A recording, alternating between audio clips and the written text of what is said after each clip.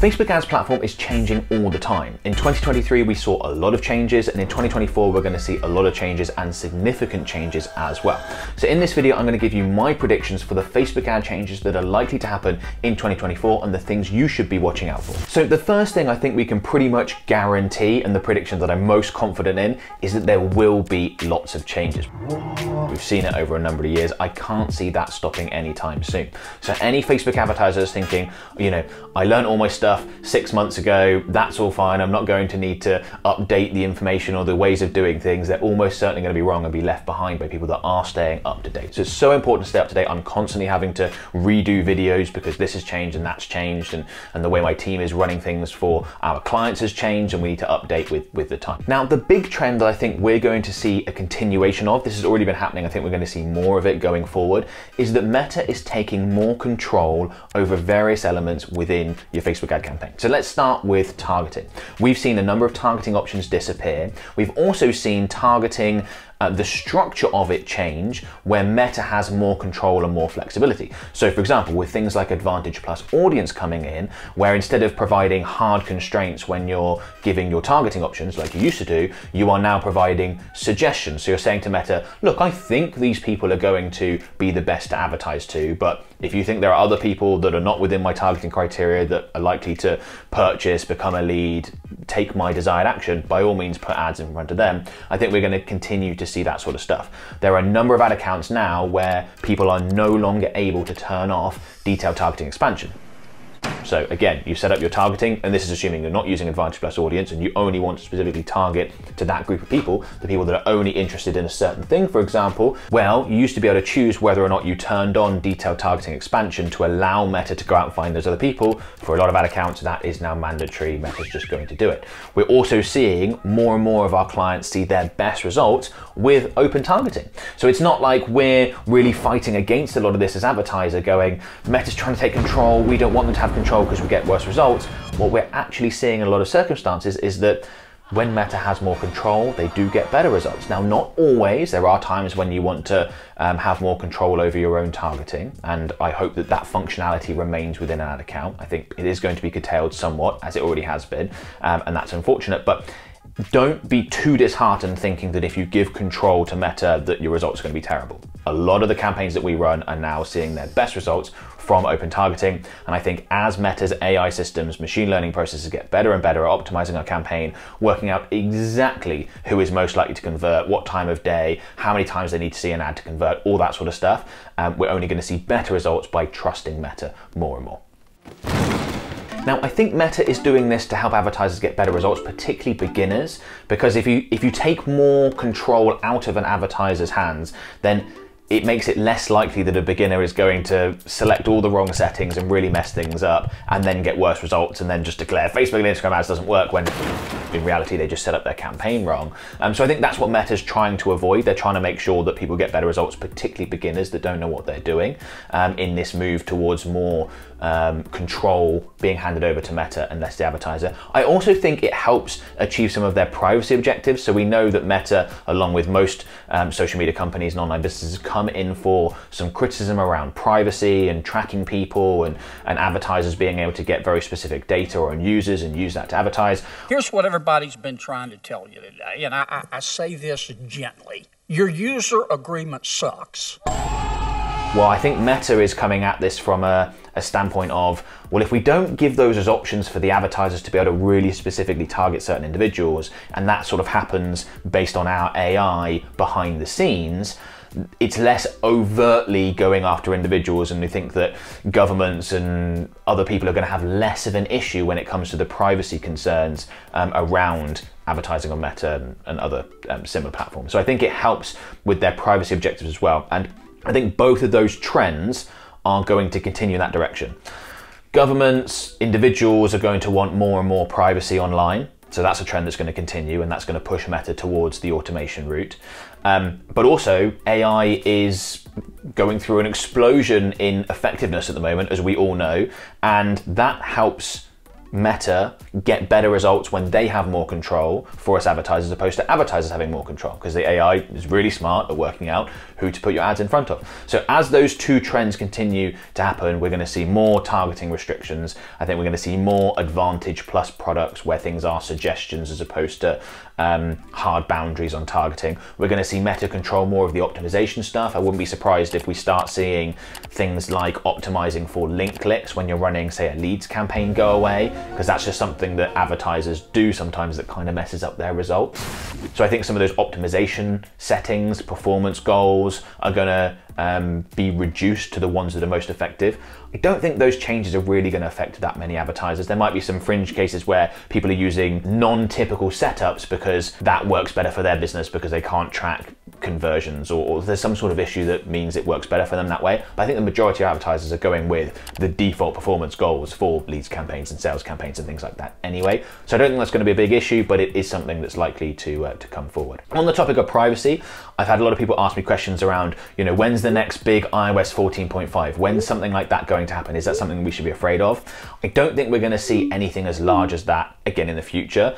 Mostly because I think Meta is much more prepared for stuff like that now, and we kind of all know how that would be dealt with. So when that came in, we saw huge changes, everyone panicking. Everybody stay calm! What's the procedure, everyone? What's the procedure? Stay calm! It turned out to nowhere near as be a bigger deal as what we expected. Meta took some time to work it all out. They brought in extra steps that we had to do at the pixel level, like set up our prioritization list of conversion events and aggregated event measurement. If you're new to Facebook ads, that'll all be garbage to you. Don't worry about it. You don't even need to do it anymore because that's all handled automatically behind the scenes. So I think Meta's gotten a lot smarter at being able to navigate these potential issues and still be able to track conversions. The conversions API is much more powerful than it used to be, so we're less reliant on pixel data and cookies and things like that. So we're going to see small things around the edges. There's recently new rules that have come into effect in the EU that are affecting things, but nothing as significant as what iOS 14 was that Apple implemented.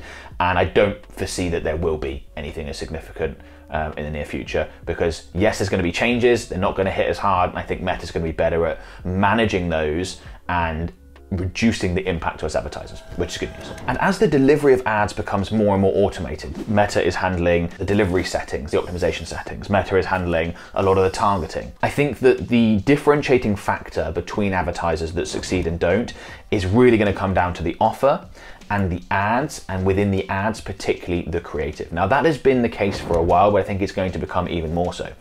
And I want to make it really clear that to have success on Facebook ads, you do have to beat your competition. A lot of people think that if you just run an ad campaign that it's going to work, it's going to get you leads and sales, but you are in a competitive marketplace. You are competing for the potential customers that are on there, and the potential customers that are on there are weighing up your offers alongside your competitors' offers. And if theirs are better than yours, you're just not going to generate leads and sales. I see a lot of people ask questions and be confused, being like, well, I set up this campaign, it didn't work. And you take a look and you think, well, that's just not as good as what your competitors are running. Why would people not buy from your competitors instead of you? Because they are seeing your competitors' ads as well. That's why it's a competitive landscape. So we always need to find, as advertisers, way to beat our competition, to do a better job than what our competitors are doing.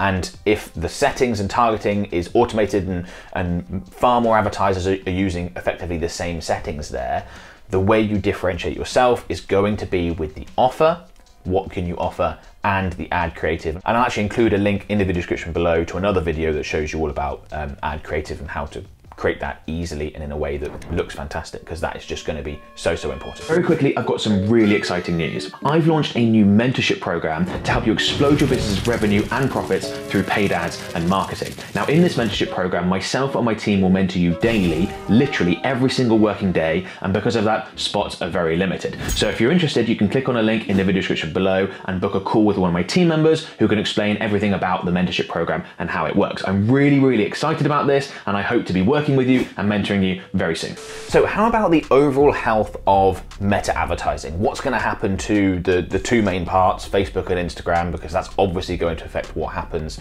to advertisers. Now we can see from the data that the trends are very promising. So both Facebook and Instagram are seeing user growth, not just in overall numbers, but also in the number of people that are using the platforms regularly, which is great. The daily active users versus total users is up, as are total users. So these are all really promising signs. There are slight variations within that. I've done another video about this recently where, for example, Facebook users within Europe is dropping slightly. In North America, it's mostly stagnant. In the rest of the world, growing. So there is some regional differences. But I think that whilst the user bases are there, whilst they are strong, whilst they are still growing, that's fantastic for Facebook advertisers. That's all we really need for the platform to continue to be effective. Now, of course, all the things that Meta does to help optimize the campaigns, that makes a big difference, but provided there are literally billions of people there and they're using the platforms a lot, there's always going to be advertisers that want to reach those people there because that's where they're hanging out. So the user bases are strong and growing, which is fantastic, but I actually think there's probably more pessimism around Facebook advertising than there was a few years ago. I think a lot of people of, let's say, typical advertising age on Meta, which is probably 20s to early 30s, is probably the average person that's running an ad campaign on Meta. They might not use Facebook, particularly if they're in a country like the UK, US, etc., as much as they use something like Instagram. And I think because of that leads them to believe that Facebook is a platform that's not doing as well, that there aren't as many people that use it. That's actually really good news for the rest of us Facebook and Instagram advertisers, because people are thinking that way. They're advertising less on the platform than they used to be. That's going to reduce the price. The price of Facebook advertising is set based on a demand and supply system. So supply is users on the platform, how often they're on it, the ad inventory, the slots that are available for ads. And demand is us advertisers wanting to fill those slots. Now, if some advertisers, not that many, but some advertisers are going, oh, I don't think this is the future, I'd rather advertise on TikTok or other platforms, that is beneficial for those of us that stay because we know that the supply is still really high. There's still lots of users, that's growing. So if there's less other advertisers wanting to reach those people, happy days. I'd love it if basically all advertisers stopped advertising on the platform except for me and my company tomorrow, because the cost of the advertising would fall through the floor and we'd be able to hoover up so much revenue results for our clients because the cost of ads would be so cheap. So it's actually a really good scenario to have more users, but people slightly less bullish on Facebook and Instagram advertising. I think that's where we are right now. Obviously, these things are dynamic and they can change. And if people are seeing great results on the platform, they tell friends, more people join the platform, and that can potentially push the price back up. So I think what we're likely to see in terms of the cost of Facebook and Instagram advertising, the cost per 1,000 impressions, which is typically the measurement we use when we're assessing cost, is that we're likely to be stable through 2024, if a slight decrease. Obviously, that is going to vary depending on location to some extent, but again, something that's pretty good for most Facebook advertisers. Here's a big one. I don't think that AI is going to take over all of Facebook advertising. There's a lot of people who work in this industry who think that AI is going to take all the jobs and things like that. They took our jobs! They took your jobs! Your jobs! I think for it to get that far, for AI to, say, replace the need for business owners running their businesses, running their ad campaigns to actually run the ad campaigns, or agencies like mine to run ad campaigns, AI has to get to the point where it is better at running ad campaigns than AI plus a person. And if you think about that, it's a really high bar, right? Because all these AI tools have been implemented within Facebook ads for a number of years. They're definitely getting more sophisticated, but they still require a person to implement them. Alex Hormozi has the great line where he said, "You're not going to get replaced by AI, you'll get replaced by somebody who knows how to use AI better than you." And that's what we're going to see with Facebook ads in 2024. We're going to see AI tools becoming more and more common, more and more sophisticated, and the advertisers that produce the best results aren't going to be the ones that just hand it all over to AI. It's going to be the ones that use the AI tools really well. So I think it's going to make our lives easier, it's going to make it more effective, but you have to stay up to date with the latest tools and resources and use them, because it's going to change fast, and the people that jump on it, they will have a competitive advantage over the people that don't. But in terms of AI, just, you just logging onto Facebook and saying, here's, $500, get me leads and sales, it's not gonna get to that level. There's still gonna need to be ad creative and offers and a business behind it and all that sort of stuff. And towards the end of the year, I think there's a relatively small chance, but still a chance, that we start to see ads on Threads. So Threads obviously did incredibly well initially, then the user base sort of settled and became more normalized. And since then, we're seeing from the data, slow, stable, incremental growth, taking more and more of the market share within that space from Twitter, now X of course. I expect that to continue. I've talked about it before, but I think the long-term advantage that Threads has being linked to Instagram is just so huge that I think it will probably win out eventually. And at some point, Meta is going to put ads on Threads. That may not be in 2024. It's probably more likely to be 2025, maybe even 2026. They typically haven't rushed to make that move. They want to make sure that the platform is really stable and the user base is very happy with it first before they go ahead and monetize. But at some point that will happen, and that'll be really interesting for advertisers, because I think there will be a gold rush initially. There'll be the advertisers that jump on it, and there'll be potentially hundreds of millions of people worth of ad inventory to use up, and it'll be really cheap initially, much like it was really cheap to advertise on Instagram initially when ads were first added to Instagram when they had previously just been on Facebook. So as an advertiser, you definitely want to be in a position to jump on that as soon as they do and take advantage of that gold rush. But that'll likely stable out, and then it will be like what we see with Instagram and Facebook, where the cost is going to be relatively similar going forward.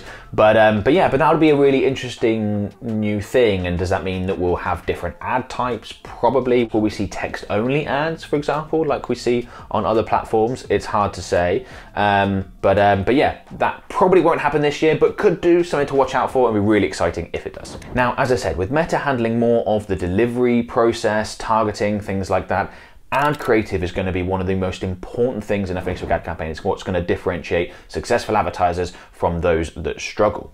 In this video here, I show you a super simple tool that you can use to quickly and easily create really high quality ad creative. I'd strongly recommend you give it a watch.